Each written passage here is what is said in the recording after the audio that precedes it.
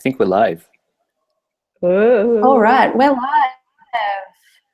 Welcome to this session of the Digital Writers Festival 20. My name's Lauren Carol Harris, and our panel is called Critical Consensus, and we'll be talking criticism as a pretty much branching of criticism, film, literature, and art. But before I go any further, I have to Australians as the traditional custodians of this continent, wherever you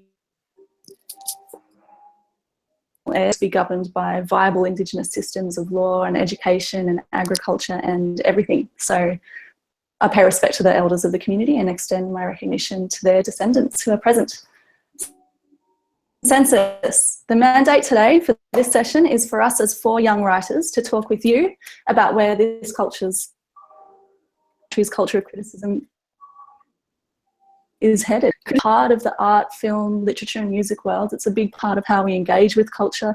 And for me, you know, it's an impulse in the same way that I might leave the cinema and the theatre and turn to my friend and say, we all read and talk and think about cultural objects just as much as we look directly at them and experience them directly. It's fair enough to say that the job of a critic is changing. Full-time critic papers have pretty much dried up. So we're going to be what the critic's role is now. Why is it important? What can we do today that previous writers couldn't? And, you know, this is the Digital Writers Festival, so we'll be talking about how to use the digital space. Journals are new modes of criticism, incumbent media. All right, so let me introduce these brainiacs. I've got Hannah Donnelly. She's a Wiradjuri writer who runs the Sovereign Tracks Indigenous music blog, and it's a really amazing resource where she puts together a monthly playlist of Aboriginal and Torres Strait Islander artists who are doing interesting things and maybe not getting a hearing elsewhere. So it's a criticism project that's all about decolonising our musical choices and expanding the diversity of critical voices within Australia's landscape. Hey, Hannah. Hi. We also have Annabelle Brady-Brown. If you've read this thing, The Lifted Brow, one of Australia's leading literary magazines, then you probably know that Annabelle is one of the new editors of it. And Annabelle also creates a really interesting film magazine called Fireflies that takes quite a kind of creative and personal approach to combining visual artists with writers. It's kind of really impossible to characterise in terms of genre, but it's a great mag and I suggest you all check it out. Hi, Annabelle. Hello, and thank you, Lauren.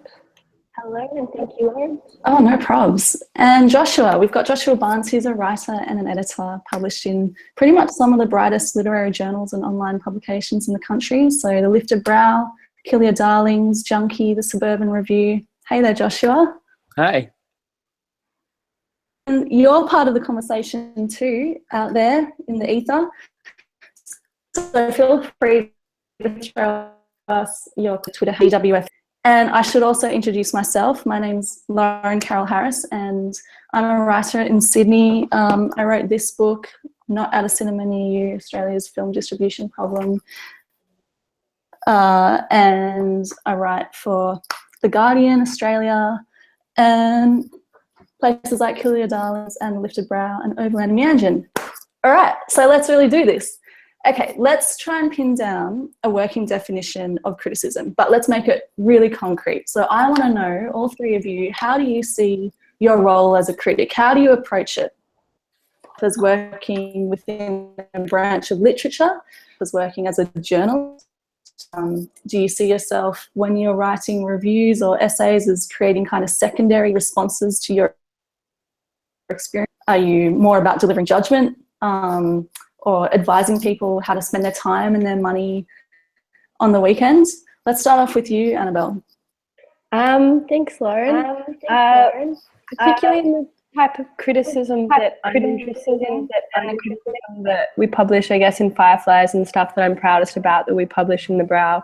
For me, there's not really a great divide at all between great art and great criticism. I think of them as very intertwined and kind of messily involved, and the stuff that I love most is in that very vague in-between space. I think both great art and great criticism involve a reflection of an interpretation of the world around us, a really deep engagement and then a response that itself hopefully provokes like greater reflection, greater conversation. For example, I was just at the Biennale Film Festival a couple of weeks ago, and I saw 3 different versions of Wuthering Heights in a row. And each of those films were like interpreting the story and the characters of like Kathy and Heathcliff in different ways, in different countries, in different settings. And it's like a question, you know, are these films, are they works of art? Are they works of criticism? You know, where did this lie? How does it situate this? And like, do we even need to really put these things in categories, or is this wonderful kind of big jumbly space something we should just celebrate? Okay, so that sounds like oh yeah, sorry. No. You're talking about criticism as a way of opening up a conversation around the artwork rather than trying to have your say and make that the final word on a film, for example. Yeah, definitely. And like the idea that criticism can stand alone as its own work of art is something I'm really, really passionate about. I know a film critic who, he was asked like what his favorite like film textbook was a little while ago, and he responded it was Infinite Jest. If you'd asked me, I'd probably say there's a book by Jeff Dyer called Zona, which is like his kind of riff off Tarkovsky's film Stalker. It's amazing. It's so amazing. But he like examines the film, and then he examines his own like obsession with the film and why he even needs to write about it. And he's always asking himself, you know, am I even a writer if I'm just reduced to like, you know, doing a synopsis? But he makes this really compelling, beautiful point that for someone like him, commentary is absolutely central to his own creative project. And yeah, I think that's a really strong, important idea. Nice one. What are your thoughts on this, Hannah? How do you approach it?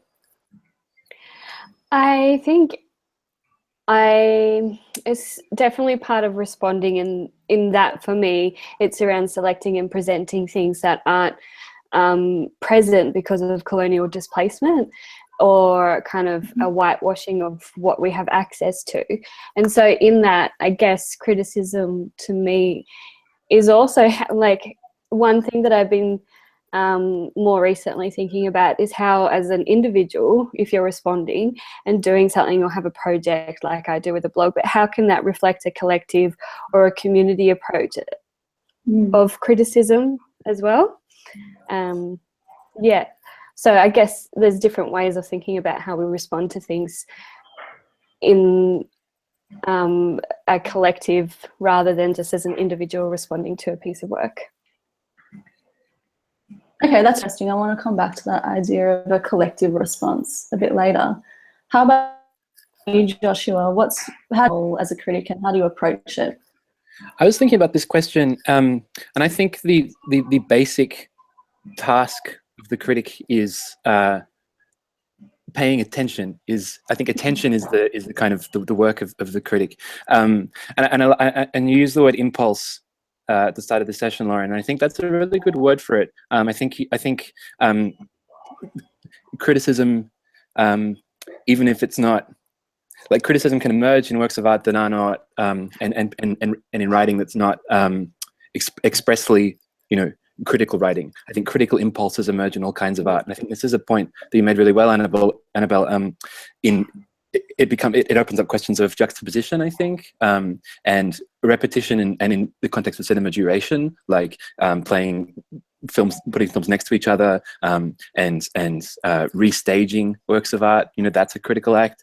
Some of my favorite critics are novelists. I think, you know, some of my favorite novelists are critics, and I find this in between space really interesting too. And you know, I think an example of this, the emergence of this critical impulse, is Jeff Dyer's book Zona. I think that's a really good example of it, because it opens up a question of, if you describe a film, if you are merely describing the events that take place in a film, how does that act change the thing that you describe? You know, it's like, how does the observation of the work of art and then the documentation of that looking, how does that sort of interact with the object of your attention? Yeah, so I think critics are well placed to offer a special attention to works of art, and I think that's what their obligation is, and that's what our obligation is, like, most basically. Yeah, cool. So already we're going beyond this idea of just kind of, and we're looking at, you know, where criticism sits within the broader cultural landscape and its relationship to the thing. And I can't think of anything that doesn't benefit from critique, right? But I also sometimes feel like, I'm sure you were talking about the value of description in a critical work. Sometimes I think that the least interest that I read. So I wanted to talk about the role of opinion. You know, how do you balance this kind of thumbs up, thumbs down, subjective on things while still having your own voice, having your own personality as a writer? Let's open that up. Let's go back to you, Joshua. Well, I was looking, like, to draw on this. I think that what we're undertaking in this session has such extensive precedent. I think every critic has an essay defining criticism, right? And I think that's what's kind of one of like the primary tasks historically of the critic, is like saying like, this is what, like making the case basically for why criticism, you know, matters. But I think that balance between you know, the personal, I suppose, and the between opinion and critique, or between opinion and some more objective assessment, I suppose, is a kind of crucial and subtle one. And I was thinking about it preparing for this, and I was looking at Susan Sontag's essay, right? It's the classic essay against interpretation, and she asked like, what kind of criticism is desirable today? She poses this question, and she puts forward basically the argument that what critics ought to do is expand sensory experience and like illuminate works of art, illuminate the objects of our attention, render them transparent, is what she says, and that's at once that work of rendering transparent is at once impersonal and deeply personal. It's a kind of disguised like you have the criticism involves a kind of suppression of the personal a lot of the time in a really curious way, I think. So I think that this kind of tension between one's own opinions immediately felt and a more coherent kind of statement of evaluation is a productive and strange one. Cool. You, Annabelle, as an editor and a writer related to film, do you think that there's too much opinion in film writing, or do you think there's enough analysis, context? Where do you come down on this? I think that there are spaces which are balancing that really nicely, but I personally don't think there are enough of them. For me, a lot of this goes back to not just having an opinion, but having context, having research, understanding where something lies in a greater field. And that's not just the work itself, but about its reception, I guess. Like, kind of going back to something Hannah mentioned before, you can see, especially when you go to something like a film festival, you can see the way that money and power and systems are completely controlling what films then trickle down and actually get a release. And it's kind of terrifying sometimes. And I think there's this really, really important role to be both impersonal, be like the wonderful analyst, be attentive and all the things a critic needs to be, but also have that real subjective place where you're looking at the greater world and you're looking at a work that maybe is by, I don't know, someone who is a first-time director who's making a documentary about, say, the banlieues of Paris or something, you know is never going to get further than this one room that you're in. But the arguing for that because you believe that those stories are important and they need to be out in the world, and even if they don't have, you know, $100 million of big budget PR company behind them or something. I think the role of the critic these days is so much about that balancing act between arguing for work that you believe is vital and necessary to the conversations that we should be having on a wider scale. So This is crucial, I think, because what you're saying is that offering context is not just offering context around the individual work of art, but knowing the industry that you're working in, and know the institutions and the systems that are, I guess, compliant with or interacting with. Yeah. Kind of feeds into my next question. The director of this Digital Writers Festival, Jane Howard, recently wrote in The Guardian that she thinks Australia's culture of arts criticism is broken, just flat out broken. Response to that, Australians have faith in criticism. I ask you this because I know that you work in other areas outside Australia, and I thought you might have some interesting international comparisons to draw. I don't think that we've lost faith in critics, but I think that the spaces for critics are so under threat at the moment. The spaces for like deep engaged criticism are disappearing so fast, and you can see that even just, you know, see the arts pages of the newspapers slimming and slimming. And that itself, that those spaces need to be there, and they need to be visible for the critic to be able to justify themselves. Sorry. And without those spaces being cultivated and cared for and promoted by people, even just at the margins, doing incredible projects like Hannah's, critics are going to disappear, and all we're going to have is thumbs up, thumbs down, Rotten Tomatoes, you know, dumb numerals, which means nothing. 100%.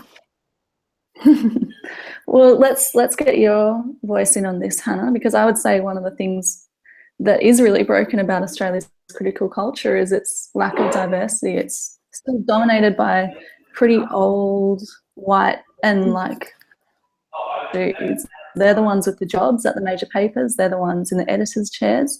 So I really want to hear your thoughts on this and do about it. Yeah, so yeah, I guess in the problem, if you're looking at the context of Aboriginal art or even just art from people of colour, it's not really a matter of is there enough opinion. It's like, is there someone that's going to review it at all? And if there is a review, is it going to be a subjective review with a cultural understanding?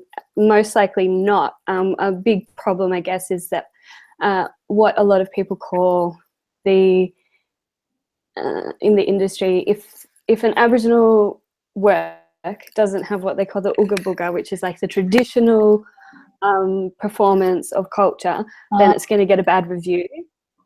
Yeah, right. Yeah, and the Australia Council for the Arts recently released a report around why presenters weren't putting on Aboriginal work, and yeah, it's just because the content is too hard for people to know how to present, and to how to communicate to audiences that it's going to be something that they want to see.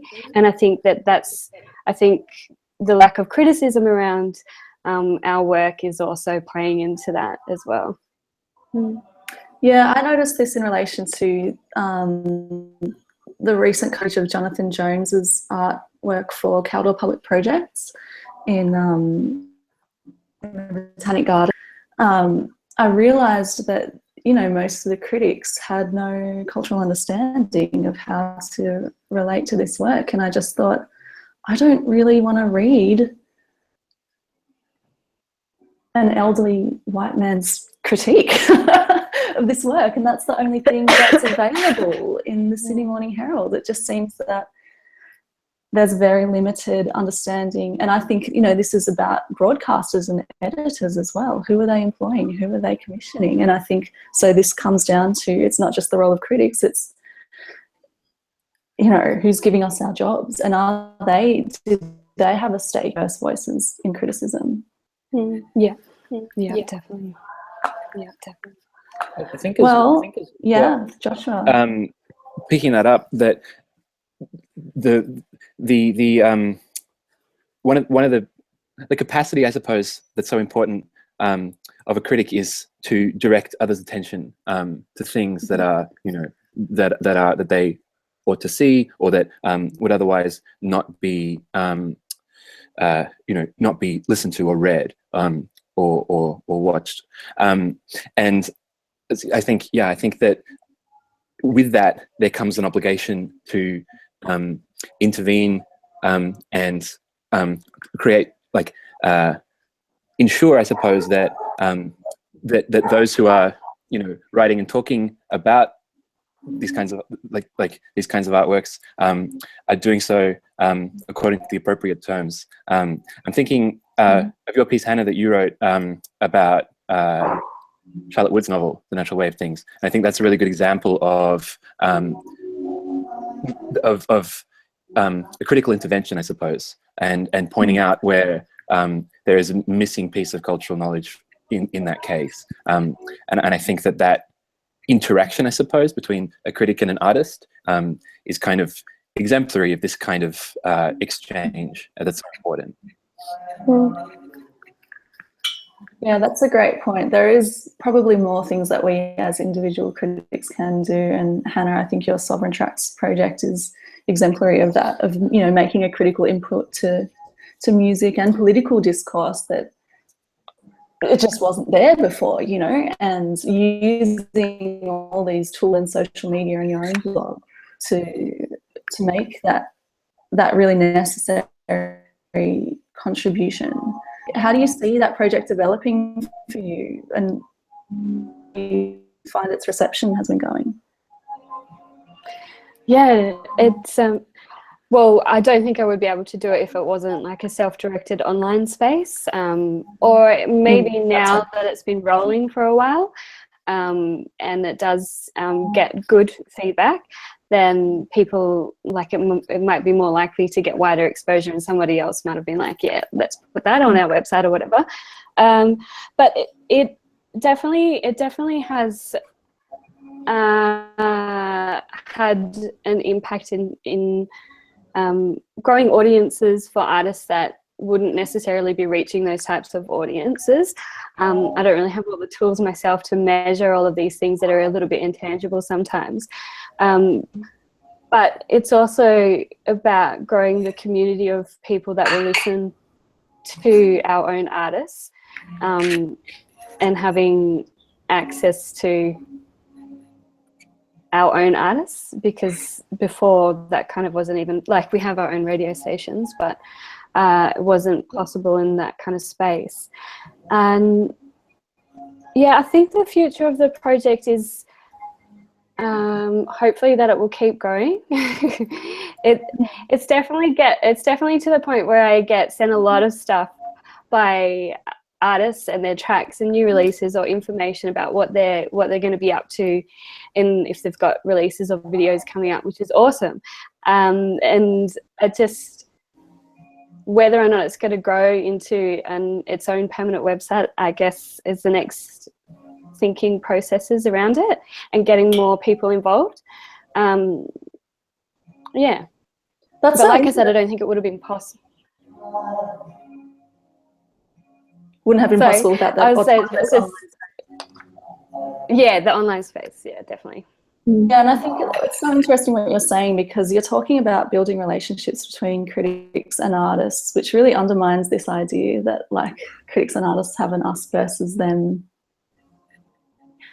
I think we're all in it for the same reason, which is that we see the centrality of culture to our lives and to this.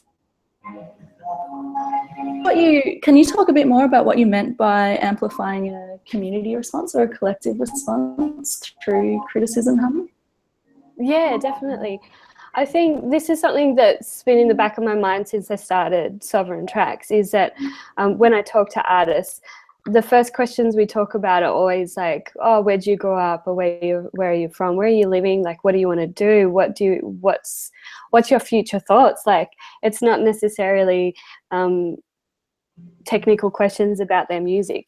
And I guess as I've gone through that project more, it's become more apparent to me it's kind of really hard to assess sovereign works, or, like, I struggle to not ask them questions that are directed around their community and thinking of their body of work as a community, as part of the collective, rather than an individual that I'm talking to.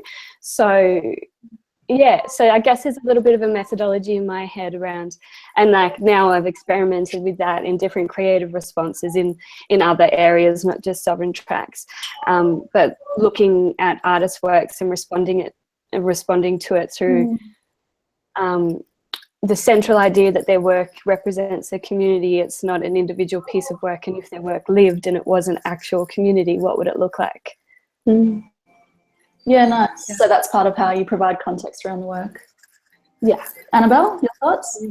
I just wanted to say that I think Hannah's project is amazing anyway, but also like an amazing example of the shifting role of, say, the critic today, in that they're now taking on, it's very fluid, and they're taking on different roles. Often they're curators, they're programmers, they could be publishers. There's amazing journals that are popping out in all sorts of fields because people are advocating for the work they really believe in, and then wanting to actually just bring it and promote it themselves. And I think that's really exciting to watch. I think it's a really wonderful kind of kickback against people being frustrated that these spaces for criticism are disappearing. And it's some of the most powerful, imaginative, surprising stuff is coming from these areas. There's a girl I met, a French critic, her name is Fantasilla, who put out something a little while ago called the Black Film Critics Syllabus, which is a Google Doc resource that she just made, which is, you can find it out on the internet, super easy. And she spent years kind of putting together readings, articles, reviews, critics with all their Twitter handles so editors could get in contact. Basically, it's a resource curated for people who are interested in Black cinema, and editors who want to find writers who actually specialize in this, and putting real information in a accessible, easy, but really deep and engaging platform together. And I think that's the kind of example of someone just off their own butt doing something really incredible and responding to what they perceive as kind of the gaps out there in the mainstream media. Nice. So when we're talking about criticism, it sounds like we're really talking about there might mean a whole range of things that need to change, not just working with editors to get them to broaden their scope and commission us as who need money and commissions, but doing our own projects as critics, like Fireflies for you, Annabelle, and like Sovereign Tracks for you, Hannah. Thinking more experimentally, it sounds like we're saying, about how to build a more inclusive culture of criticism, working with artists, thinking about different forms and formats, like the playlists that you put together, Hannah, working outside of the dominant streams of arts journalism, but also trying to change the approaches of the major publications. And this would be a great thing to get your ideas on, listeners, watchers, whoever you are. We've got a couple of comments. Chronology says, Brill panel on criticism happening right now. But it'd be great to get your ideas on how to disrupt this whole kind of white middle class, middle-aged white dude zone of critical discourse. I mean, I don't know if this is a bit out there, just sometimes I fear that the point of criticism, and this maybe, cuts to the core of it for me, has been totally misunderstood by broadcasters and editors and even a lot of critics today. And when I think of my work as a film critic and an art critic, the bulk of criticism is structured around entertainment journalism and the PR cycle of weekly theatrical releases, which basically, implicitly follows a consumer logic that, first aims to tell the audience member whether or not to spend money on the film in question, and second, whether or not the film is good. So the critics interpret their role as this hyper opinionated, soundbite driven pop culture and media junkie. And I just really think that creates problems for everyone. It creates problems for artists because the work isn't really being engaged with. I'm open to everyone's ideas on that. What's your take on that, Joshua?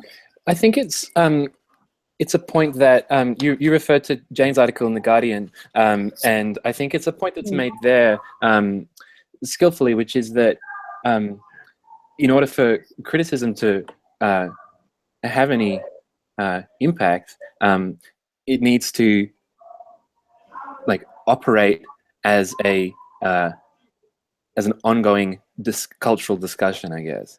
And it ought to serve to generate more and more responses to works of art. She writes, this conversation takes many shapes: the conversation between critic and art, between critic and reader, between critic and critic. And I think that's a really important point. That if this conversation like decays, so too does the foundation for the production of art. And if this is the argument that is made, and I think it's a compelling one, is that if there's no if people aren't talking about art and if that's not going on, then that's why the federal government, for example, can strip the funding away from 62 arts organizations. That's how this stuff happens. So I think that's a really crucial point for critics who are trying to negotiate with, like, if we're trying to negotiate like the contemporary world or whatever, and trying to make these new responses and use technologies that have not been available before, and use spaces online, for example, to work collectively to get precisely those kinds of conversations going. There's a critic I admire, Randall Jarrell, who wrote, who epitomizes the upper middle class white guy, figure that you described, Lauren. My favorite. He wrote an essay called "The Age of Criticism," which is this great subtweet of all his contemporaries. But in it, he says, this was in the 1950s. He says that a culture of criticism should serve to produce a culture of reading, and it should serve people who read, but not people who read criticism. People shouldn't be reading only criticism. They should be reading books, and they should be reading novels and poetry. They shouldn't be sitting around reading only criticism. Criticism should serve to facilitate those connections between readers and books, between people and artworks, and that's what secures, I suppose, a culture of artistic production. So we're talking about not just audience for art criticism, but using criticism to grow the audience for art. Is that what you're kind of? Yeah, exactly. Getting to? And I like the point. I like the point you make, Hannah, about the importance of collectivity. It strikes me that so often when we talk, so often art is figured as being an individual experience, and it is. And so often criticism is figured as being, the dispensation of judgment by a supremely intelligent individual, right? But I like this idea that responses to works of art can in fact be collective. They can be as collective as the experience of a work of art is, right? Like a response to a film can be as collective as the experience of watching a film in a cinema, or indeed making a film. I think there's a lot of there's a certain urgency, I think, to that idea. Do you want to add to that, Hannah? Yeah, no, I was just really nodding my head. I was like, yeah. and going back to something that you talked, Joshua, about earlier before that, around the point of critical intervention as well, and that idea of responding collectively is an important way of the critical intervention taking place. Yeah, and thoughts around like what else could be happening. I think, particularly in Australia, the positioning of responding to artworks and not understanding that it could be, I think, the personal story of situating it in a colonial settler body could also be drawn out in criticism a bit more as well. Yeah, it reminds me of something that Professor Aileen Moreton Robinson, Aboriginal feminist, academic, amazing woman, how she talks about their ontological relationship to land, and that pretty much it's impossible for Aboriginal people to not see everybody else as migrants or diasporic in our land, and therefore it's kind of impossible for me not to see other artworks as coming from that position as well. But that could be a positive thing to explore. Like, the difference is there, but there could be more dialogue in that space, I think. All right, don't forget to talk to us, #DWF16. We've been talking around digital and the online space, but let's talk about it directly, how it's changing criticism. You know, I guess I'd like to get your opinion, Annabelle, because this is something that the Lifted Brow does really well. I think it has, you know, the paper magazine, but then it has a website that's updated very regularly with, like, just really smart, young, interesting people who you might actually want to sit down and have a beer with, doing criticism in their own way online. I'm really proud of a lot of the stuff we've published online in terms of arts commentary. Hannah wrote an amazing piece actually for us last year that everyone should go out and read. But there's another piece that I'd like to talk about, which was written by a girl called Molly Lucan, which was a response to the Chart project. I Was Here, which, for those who don't know, Chart put up posters around Melbourne with little micro stories of things that happened in this precise location to try and re-engage people with the city and make those places meaningful. And Molly went out, she explored these, she visited all the stories, and she wrote this incredible piece. And for me, it's an example of the kind of arts criticism that you can't really do in a newspaper. You wouldn't be able to do in many print publications. It was quite long. It was really thoughtful, it was slow, it was engaging, it used photos that Molly took herself. But it was a really profound response, I felt, to both the work itself and the ideas that it conjured, and her own connections with the city and things like that. And it was, for me, just everything. That was why I want to be editing these kind of pieces. And the absolute juxtaposition of that, I guess, is those kind of reviews, if you want to call them that, which to me are just more like content rather than criticism, filling up space, getting clicks. I think when arts criticism particularly is based upon a model of clicks, it's a really dangerous culture. And I'm really excited for that to shift personally. Yeah, big time. Little spaces opening up and stuff. Yeah, this is a good point. How to contribute to a genuine culture of criticism online that's not about content and clickbaiting. Jasmeet Sahi says on Twitter, Hannah Donnelly's point about decolonising criticism is important in the Australian context of production of arts. Now, Hannah, we talked a bit about the strength of Sovereign Tracks as a project being its independence from other kind of, you know, big, chunky incumbent publications like, say, The Guardian or The Herald or something like that. Like, is that necessarily so? Do you want it to get integrated into other platforms, or do you want to maintain that autonomy? Or how do you think we can change the kind of mainstream, I guess, for want of a better word, standard of, so it's not so dominated by the same voices? I think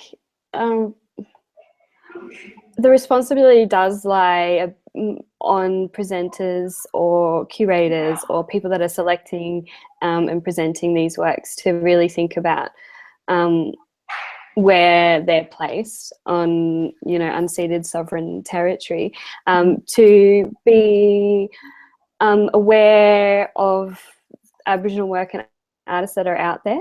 I don't think it's like, I don't think people should have, you know, an obligation to exactly know everything, but they should be seeking that information out. Because one of the things that is, you know, secondary to the stuff that happens with Sovereign Tracks, like the really nice stuff with artists getting in touch with me, the other point is that a lot of people sovereign tax is there, and it's in a way a good way for people to go out and educate themselves about artists, they still won't be bothered to listen to people's music. They will just get in touch with me directly and say, can you recommend someone for this festival or whatever? And you know, that's not really good enough, is it?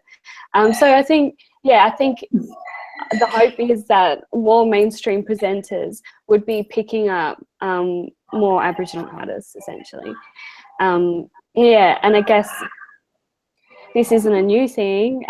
One thing I've been thinking about is Bell's Theorem, written by Richard Bell, from an amazing artist and part of Proper Now and everything. And that was in 2000. Actually, I don't know, it was a long time ago. But it's called Aboriginal Art, It's a White Thing. A really great thing for people to read. I won't go into it. But yeah, just that people still don't think that it's their responsibility to engage with Aboriginal art, and that they can just go to somebody who's going to give that information and time and effort to them. Well, to them not to have to put the time and effort into doing it themselves. Absolutely. So that's a real role that the online space can play, is letting for themselves rather than you know, you hope that you can and it's also around because with online spaces there are, you know, you can immediately follow an artist, you can go and look them up, or you can, you know, click follow on their Twitter, look them up on Instagram, or go and look at their Facebook or something. So it's great in that sense that everything is so interconnected on the online space that positive for artists. So creating spaces for artists online who are doing work worth reading and seeing, says Angela Serrano on Twitter, hashtag DWF16. What are your thoughts about how to grow this alternative kind of online space, Joshua? I know that you have written for some online publications like Junkie that have a very young and alternative, I guess, sometimes voice that wasn't present in the print press a few years ago. Yeah, I think there's I think there is I mean, I think to pick up some of the points I think Hannah was making, I think there's a certain kind of power in marginality, I think. If you're making stuff and working together in like over on the internet, for example, using that as the primary means by which you connect with artists you're working with and people you're working with, I think there is a certain kind of power in working, you know, parallel to or outside of, you know, the mainstream or mainstream publications. And I've definitely felt like with my own writing that one of the great things that smaller publications afford is greater editorial attention, and they're much more willing to take risks with the kind of work that they publish. I think the Brow is a good case of this, and there's a lot of adventurous criticism on the Brow's website that just wouldn't find publication anywhere else. Or just couldn't, you know, wouldn't be published by anyone else. So that's something that I've experienced with all different publications. I've experienced that level of attentiveness and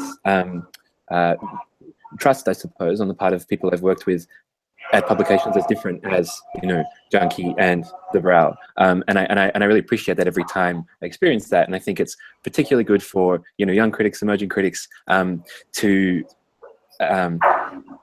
have editors you know, invest in their work in that way, because it can be really difficult, you know, to it's weird, I think, being an emerging critic, right? It's a kind of vexed position because, you know, criticism by its very nature relies on authority, relies on a kind of presumptive authority, and how do you establish that, and how, you know, kind of do you then, right, also seek to, you know, subvert, you know, the conventions of like critical conventions, and how do you like establish yourself at the same time as you seek to you know, try new things. And I think that that's the real virtue of publications that really have to you know, they're really scrappy sometimes, and really have to, you know, rely on a lot of unpaid labor,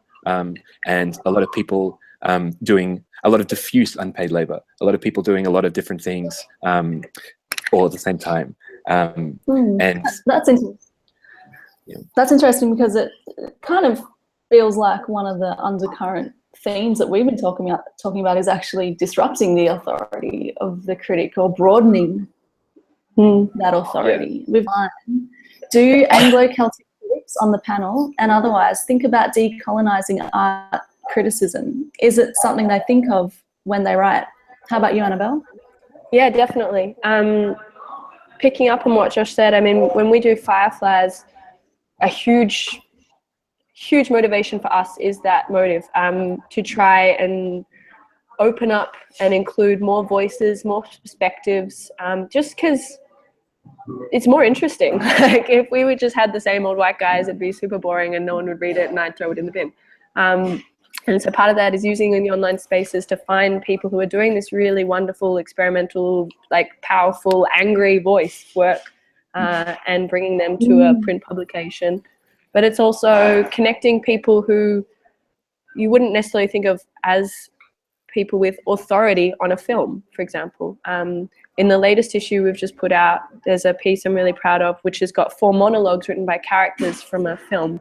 And one of the writers we got is Ellen Van Neerven, who's someone I've worked with for other fiction things. And I sent her the 15 minutes of this film to watch. And, you know, she's emailing me about how she just watched the latest Ninja Turtles movie and loved that, but we're talking about this experimental film. And she wrote this really incredible response. And that's because the things that I love about Ellen's writing are the same ideas, the engagement, the connection, which for me is all that I want as an editor, with someone, you know, being a critic for this film. And I think that disruption is not just important, but like vital for criticism to have any energy and imagination itself these days. Yeah, I really like that idea of amplify, like the critic as an angry voice, because it goes against that pretty old school idea of the critic as a very detached, almost ambivalent kind of figure. I do get that sense in your work, Hannah, of you're like a sense of outrage and like a declared you're coming down on a side, you know, and I think that's really important. That's what needs to happen, maybe. And yeah, it's definitely it's hard sometimes to manage that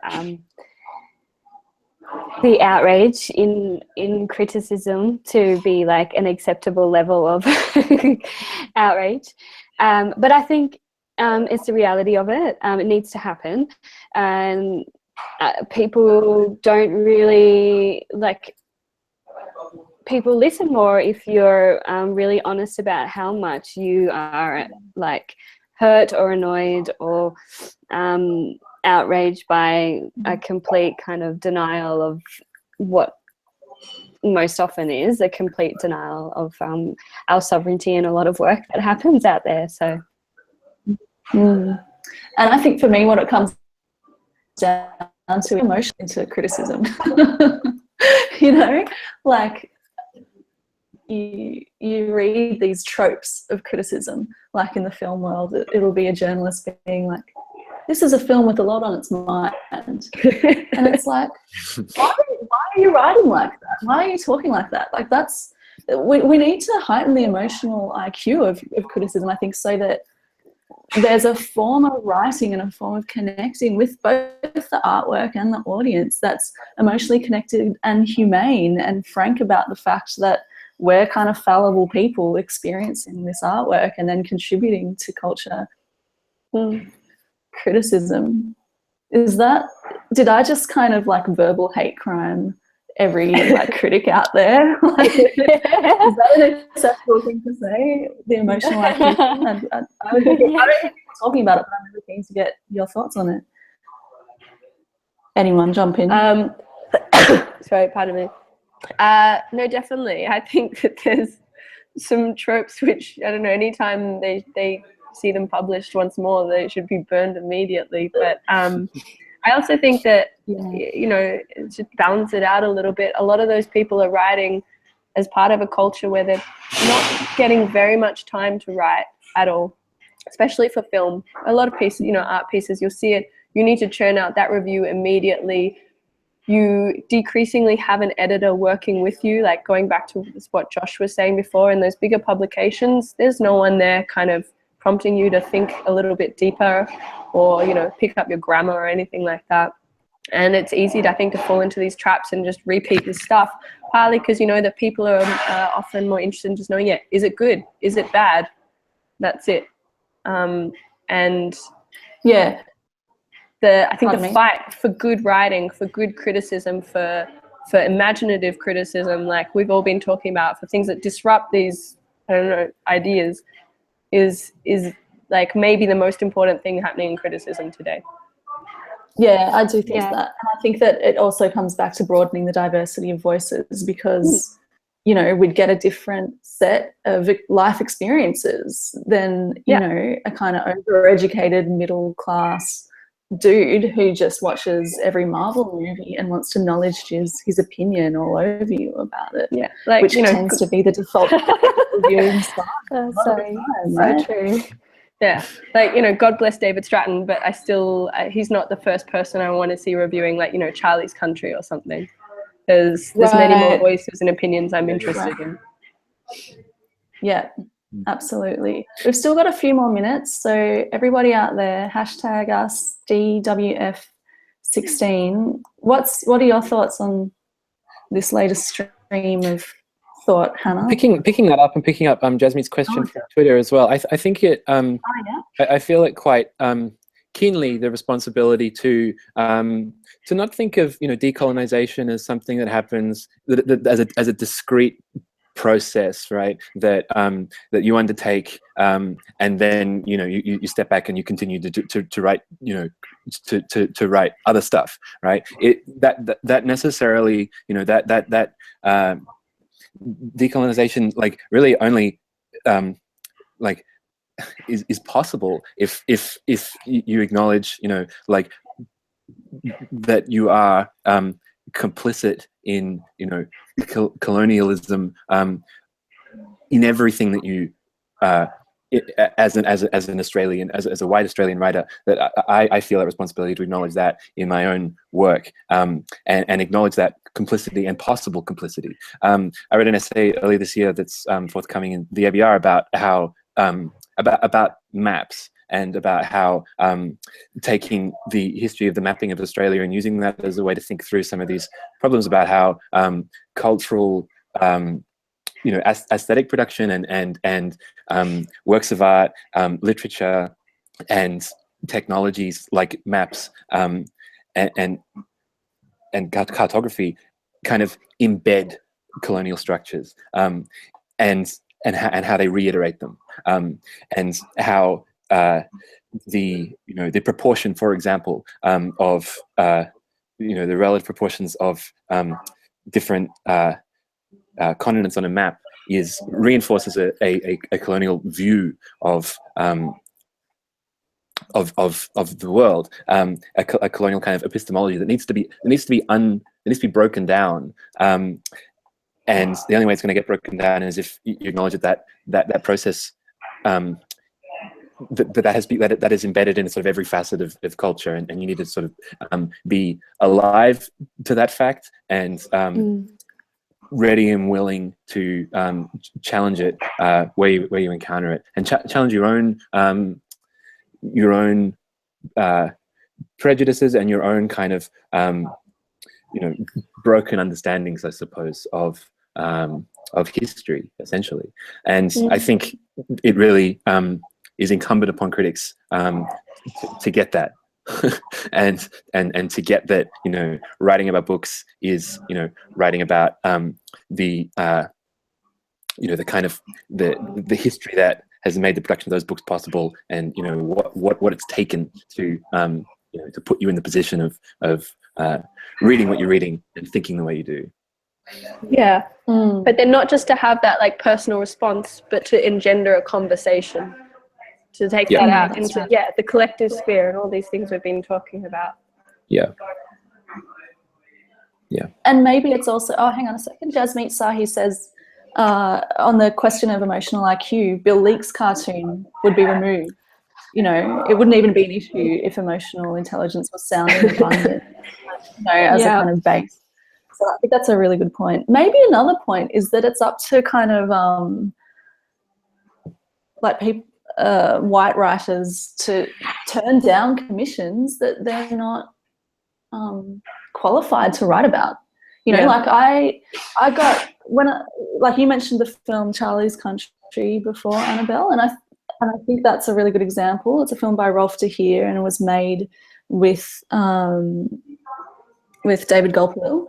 And, you know, the interpretation that I got from the white critics, the film critics in Australia, was completely different from the interpretation that I got when I watched it with Indigenous friends and family members who were actually able to decode the Indigenous knowledge that was embedded in the film. And I didn't find that there was one review out there that was published that decoded that knowledge, because there's no film critics who are to do that, and there's no editors who are actually thinking, well, how do we develop diverse voices in criticism today? We're going to have to wrap up pretty soon, but is there anything that people want to raise or disagree with, or some final comments? One final point I would... Oh, sorry. Joshua? One final point I would make is, like, you know, it sounds very abstract and somewhat idealistic, talking about, you know, fostering a new culture of critical debate. But I think it's something as simple, you know, there was a great, one thing I really like to do is I have a mate, and we swap, we exchanged like screenshots of letters sent to the London Review of Books. You know, these like really angry, you know, pissed off letters people send in to the LRB about the most astonishingly banal things. And you know, that is evidence of a kind of a healthy literary culture. I think of a healthy literary discussion is, you know, writing angry letters to you know, to the London Review of Books. So I think that's one thing that I would exhort people to do is, you know, get enthusiastic, and even if that makes you pedantic, you know, write angry letters, essentially.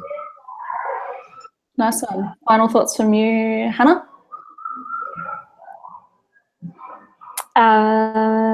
Yeah, keep decolonizing. Yeah, that's a good one. Keep decolonizing. Well, yeah, no, thank you, everyone. That's a wonderful discussion. I guess the only other thing I'd like to add is just from the perspective of an editor, for writers who feel that they actually have an opinion or a perspective that is important and isn't being put out there, don't be afraid. Get in touch. Send an email. People are always looking for you and interested in what you have to say. And it's not, you know, there's always an inbox open. So, yeah. Yeah, that's I think that the culture is shifting. We want to make it better. Help us. And editors are hungry for content, that evil word, you know, they're hungry for articles, they're hungry for interesting, bold voices outside the margins and outside the norms. So I'd really love to keep continuing this conversation online. We can keep it going with the hashtag DWF16. Thanks so much, panelists. I feel like I've learned heaps. And thanks so much to you listening and watching out there. Stay on the Digital Writers Festival. There's really interesting conversations happening straight after this. Thanks, Annabelle. Thanks, Hannah. Thanks, Joshua. Oh, my pleasure. Thank you. Thank you, Internet.